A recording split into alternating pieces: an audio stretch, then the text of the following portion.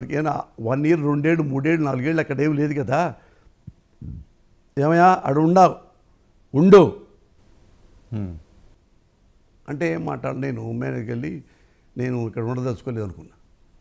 అనగానే 2 రోజులు 3 రోజులు 4 రోజులు ఉందో లేదో ఏమంటే you have been transfer to Khammam. పొమ్మలేకపోగా అంటే గతిలాగా నేనే చెప్పాలి కదా. ఇక్కడ ఏంటి సార్ నేను what to do what not to do చెప్పరేంటి, ఎవరు చెప్పరు. వీడు ఉండకూడదు ఇక్కడ. ఖమ్మం వెళ్తే అక్కడ మేనేజర్కి భయం, ఆ స్టాఫ్కి భయం. వీడు మేనేజర్ని ఎందుకు డిస్మిస్ చేశారు. యూ హ్యావ్ టు అప్రిషియేట్ మీ. అరే రామోజీరావు గారి కన్సర్న్. అప్పుడు రామోజీరావు అంటే మాకు చాలా హానెస్ట్ ఫెలో, మంచివాడు, చాలా ఉత్తముడు, మద్యపానాన్ని వ్యతిరేకించినవాడు. అంటే ఆయనలో 5-6 రామోజీరావులు ఉండాలని నాకేం తెలుసు.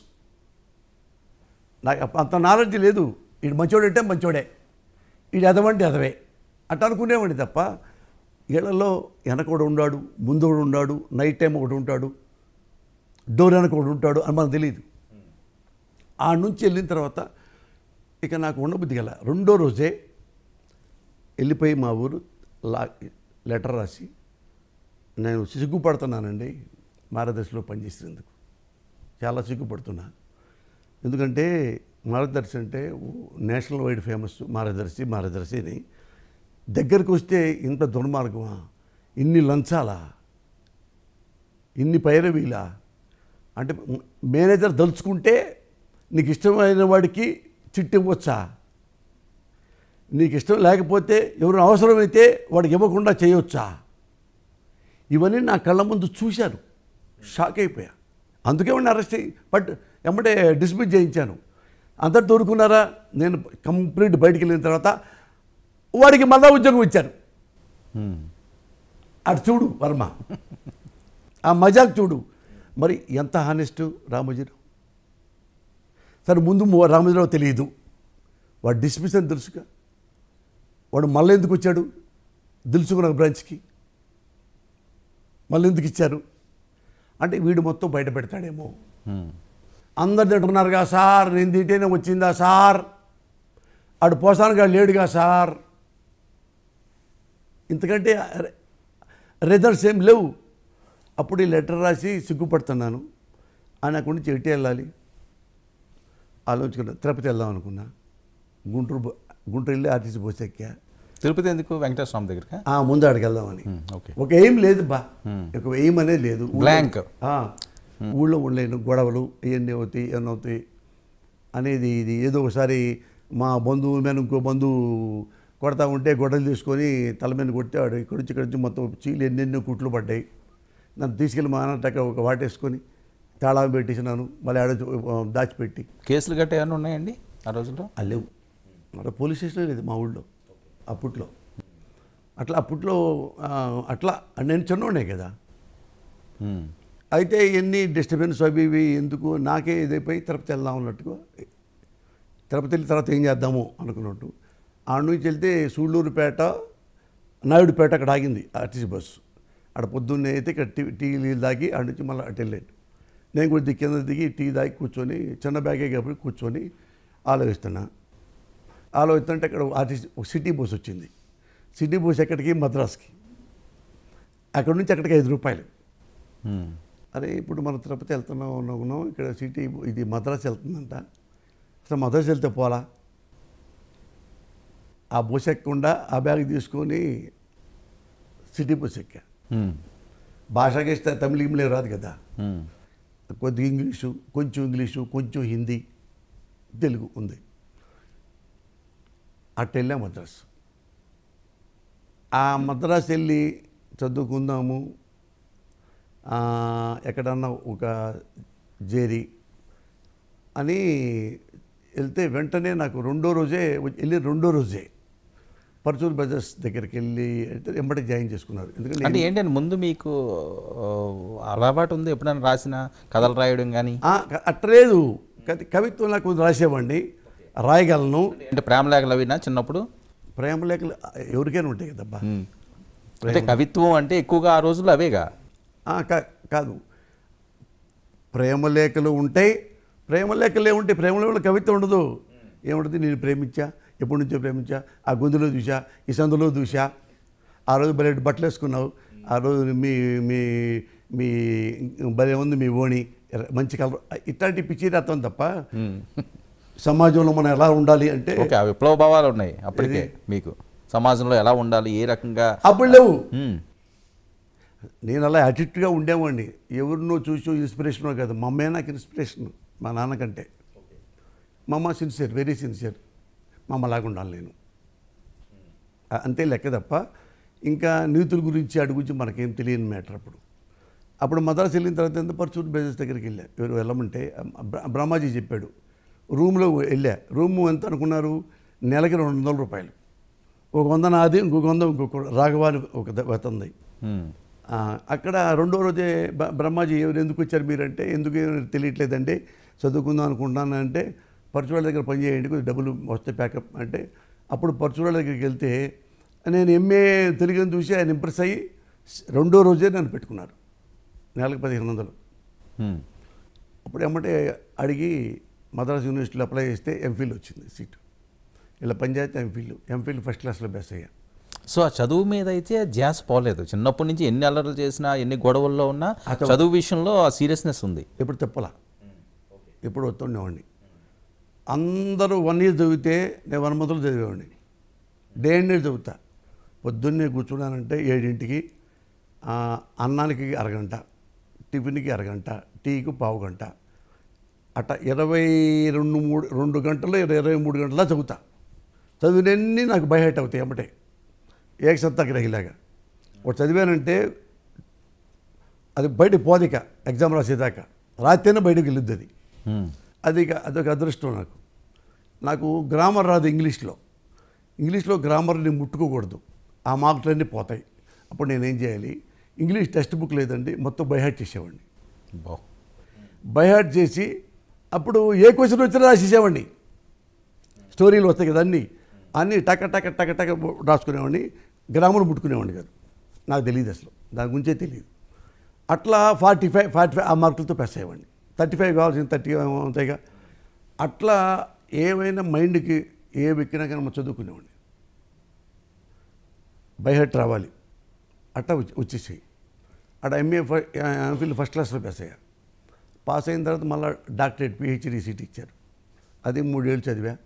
ఇంకా 2-3 నెలలు ఉంటే పిహెచ్డి అయిపోయి తన డీలిట్ చేసి అసిస్టెంట్ ప్రొఫెసర్ అవ్వాలని వచ్చేసింది కోరిక. మ్మ్. మరి దేవుడు అలా ఇవ్వడు కదా. అంటే పరుచూరి గారి దగ్గర చదువుతానే ఏమన్నా రాసివరా స్టోరీస్ అవి? అలాగే ఎవ్రీడే 13B బస్ ఎక్కేవాడిని టీనగర్లో. అప్పుడు పిహెచ్డి అంటే ఒక గైడ్ దగ్గర ఉండేవాళ్ళు, 2 అవర్సే ఉండేవి. అందుకని బస్సు ఎక్కటం, వాళ్ళు అన్నానికి వెళ్తారు, తినేసి 2 గంటలు పడుకొని ఇంటికి మళ్ళీ ఆఫీస్కి వస్తారు. ఈలోపు వెళ్ళిపోయేవాడిని. ఆ గంటన్నర ఆయనతో చెప్పుకునేవాడిని, మళ్ళీ బస్సు ఎక్కేవాడిని, వచ్చేవాడిని. వాళ్ళు అడిగారు, పర్మిషన్ తీసుకొని చేశా. అట్లా పిహెచ్డి అయిపోతుంది అనగా ఏం చేశారంటే, ఈ మన cameraman Teja, money director Siva Nageswara Rao గారు, అప్పుడు ఇంకా డైరెక్టర్ అవ్వాల, కో డైరెక్టరు, నా కోసం ఎదుగుతున్నారు. ఎందుకంటే అంటే రామ్ గోపాల్ వర్మ గారు నన్ను పిలవమన్నారంట. ఆయన శివ హిట్ అయింది, శివ తర్వాత నెక్స్ట్ ఫిల్మ్ చేయాలి అని పెద్ద క్రేజ్ కదా. నాకు రామ్ గోపాల్ అంటే పేరున్నా తప్ప నాకేం తెలుసు. అప్పుడు క్రేజ్లు, వాళ్ళు వాటేసుకోవటాలు, సినిమాలు అవి చూడడం గట్టా తక్కువేనండి. సినిమాలు చూస్తా, తమిళ్లో రాకపోయినా చూసేవాడిని. బట్ ఏంటంటే ఆడేంటి ఆ లెక్క ఉండేది కదా నాకు. అట్లా ఆయన పిలిస్తే వాడితే పిలిచాడు, రామ్ గోపాల్ తెలుసా నీకంటే, విన్నాను, రాశారు కదా సినిమా శివ. అవునే, నెక్స్ట్ ఫిల్మ్ నువ్వే అంటే, అయ్యో నేను వాళ్ళ దగ్గర పని చేస్తున్నాను సార్ పరచువాడి దగ్గర అంటే, 2వ ఫిల్మ్ అతనికి రైటర్ అంటే నీకు ఎంత ఫేమస్ అవుద్ది అని. నేనేం మాట్లాడుకుంటే రేపు మాట్లాడతారంట అని. నేను పొద్దున్న దేవుడి గుడికి వెళ్ళేవాడిని, అగస్త్యార్ కోయిల్కి. ఎప్పుడు వెళ్ళి ఆయన దగ్గరికి వెళ్ళా, రామ్ దగ్గర. ఆయన ఒక్కడే కూర్చున్నాడు, నన్ను కూడా కూర్చోబెట్టారు. వాళ్ళు పిలిస్తే నమస్కారం సార్ అన్న, కూర్చోండి మురళి అన్నాడు. అది సినిమా 2వ ఫిల్మ్ చేస్తున్నాను, మిమ్మల్ని రైటర్గా అనుకున్నాను అంటే, నేను రాయను సార్ అన్న. రాము గారిని. ఏ అన్నాడు.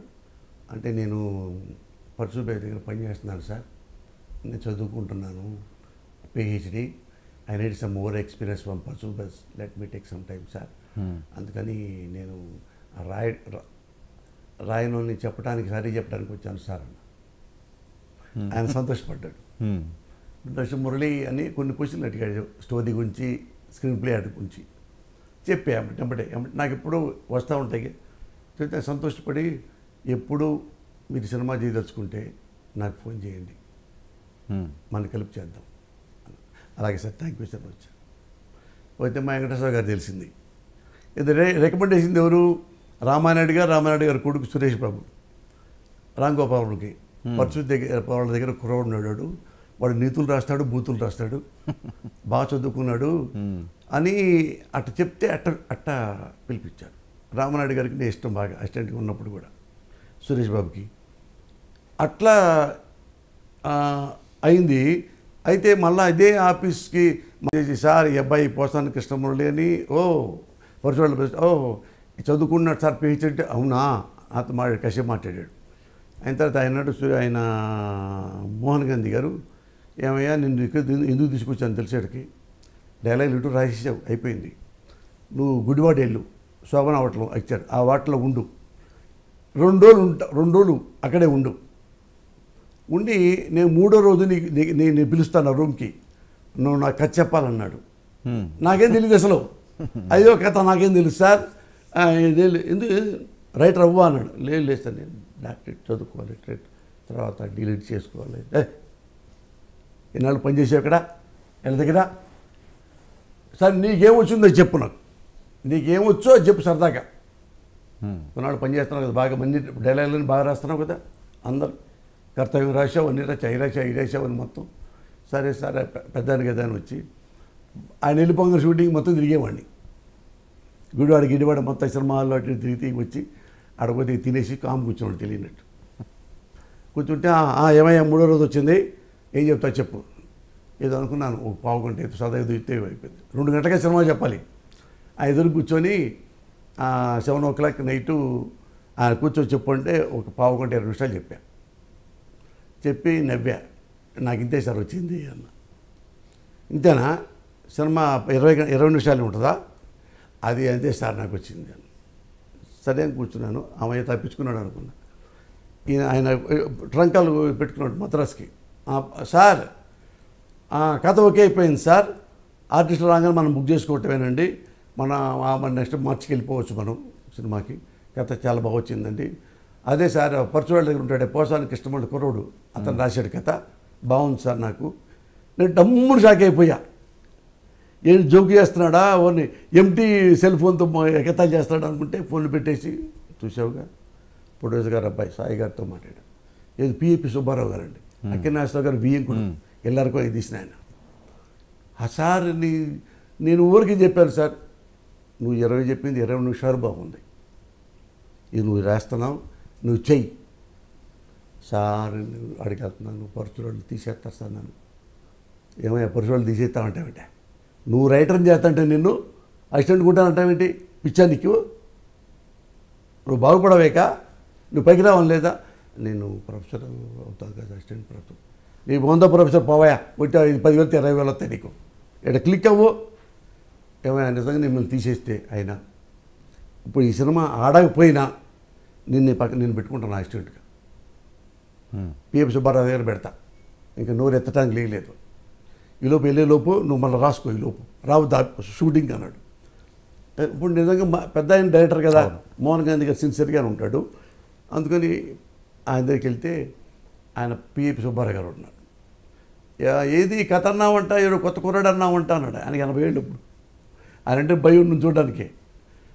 అంటే ఆయన వచ్చాడు సార్, అబ్బాయి పోసాని మురళిని బాగా చెప్తాడు సార్, మంచి మ్యాటర్ ఉంది సార్ అందులో, ఎప్పుడు మనకు బ్యానర్లో పోలీస్ కథలు చేయలేదే, ఇంటా ఆయన పిలుపుతారు నాకు తెలీదు. ఏమయ్యారా సుబ్బారావు గారు పిలుస్తున్నారు, వెళ్ళి నువ్వు నమస్కారం సార్ అని, కూర్చో అన్నాడు. కూర్చున్నా. అదేదో కథ చెప్పామంటే చెప్పు అన్నాడు. వీళ్ళకి చూసి చెప్పు, నాకు చెప్పింది చెప్పు. వీళ్ళు కొద్ది కలిపా కదా అయ్యి సరే వచ్చి మళ్ళీ ఒక అరగంట దాకా చెప్పి ఇటు కూర్చున్నాను.